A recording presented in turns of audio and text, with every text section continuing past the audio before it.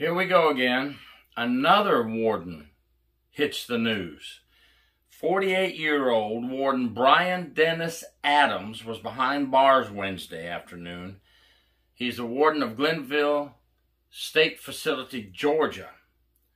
He was arrested for racketeer-influenced corrupt organization, the Rico Act, bribery, false statements, and violation of the correctional officer oath, which I just did a video. My last one was on breaking down the correctional officer oath because we must follow the oath. Now, a couple of months ago, I did one on the warden in California who was taking nude pictures of female inmates. And we had our own warden here go to prison for 8 years, federal prison for stealing money from the inmate canteen fund, extortion and such. You know, it's getting to be bad, folks. When you are at the top of the heap at your facility and you're conducting crimes, committing crimes. This prison had an investigation, this Glenville State Facility, started back in May 2022 about a death, and then that led to some other staff smuggling contraband into the prison, and that investigation led into this warden smuggling contraband into the prison as well. So, you know, when we see things like this, and the warden in California and our Florida warden that went to prison, it's no wonder that things are going haywire down at the bottom. I wrote in my book, Corruption Behind Bars, the story about the Florida warden, and I put in there, you know, sometimes when we do investigations, we have to start at the top and work our way down. You know, eliminate the top men and get down to where the source is. You know, not every single time. We always, if we have enough evidence, we can go to the meat, but we don't want to just stop where it's happening, as in this case. This case had things happening behind the wire between some staff members and some inmates, and then the investigation led to the warden. I have to give the Georgia Bureau of Investigations kudos, right? Because, no, we're not bad-mouthing corrections. We're trying to wipe out this corruption and get rid of it. If we don't wipe it out, and if we don't investigate and get rid of it, it will fester into a huge cancer and just get worse. And who does it hurt? It hurts the hard-working, honest correctional officers and prison staff, which there are many more of them than these bad apples. But I had just said a couple of months ago, there'll be another one pop up, and it won't be a frontline person. And boom, there it is. Get mad at me because I'm right. Get mad at me because I tell the truth. I don't sugarcoat things.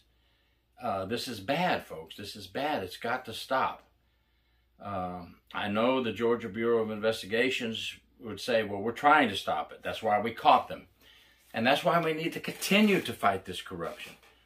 Having these people at the top, what goes on in their minds, these wardens that I'm describing today? Today's Warden Day. What goes on in a corrupt warden's mind? Thank you for all the honest, hard-working wardens out there. And there's 93% of you, because my percentages are going down just a little bit as we go. Based on my experience from investigations, I had to investigate 4 wardens in 12 years. You know, and several were demoted. A couple were demoted. One was fired. One resigned and went back to Arizona, Department of Corrections. And then we had our big man, Secretary Crosby, go to prison. So I'm going to have to drop it down to 93% because I don't like to sugarcoat things. And it's still 93% is great in the workforce today, in today's world. You know, the old number used to be, in any profession, 5% of your staff out of 100 are going to do something they shouldn't do, you know. And I think that's gone up a little. I'm going to say 7% now because we're seeing too much of it, and we need to put a stop to it. We're spending too much time worried about other things. We're spending too much time worried about what other people think. Oh, what's that organization going to think? Oh, are they gonna try to make us look bad?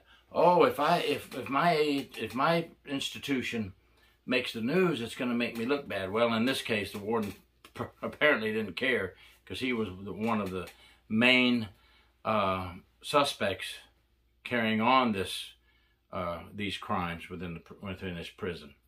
So yes, we have to make it stop. I'm going to stop there. I think you get my point.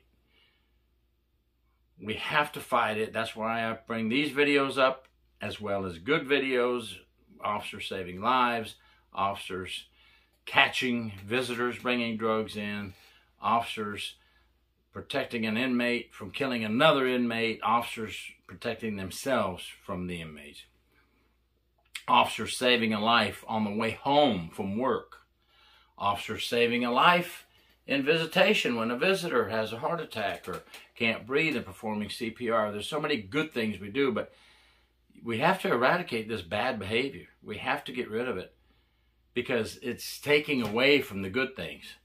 But as you know, on my channel, we do the good, the bad, and the ugly. No sugarcoating. Truth is truth, and it's going to stay that way on my channel.